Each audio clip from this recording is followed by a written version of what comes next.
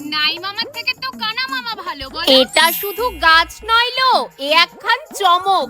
চলো ঘটনাটা শুরু থেকে বলি। প্রত্যেক মাসে মাকে নিয়ে আমাকে এক বিশেষ জায়গায় যেতে হয়। হাতের ফাইলটা দেখে হয়তো অনেকেই বুঝতে পারছো, আর যারা বুঝতে পারোনি তাদের বলি, আমার মা ডায়াবেটিক পেশেন্ট, তাই প্রতি মাসে ওনাকে নিয়ে ডক্টরের কাছে চেকআপে যেতে হয়।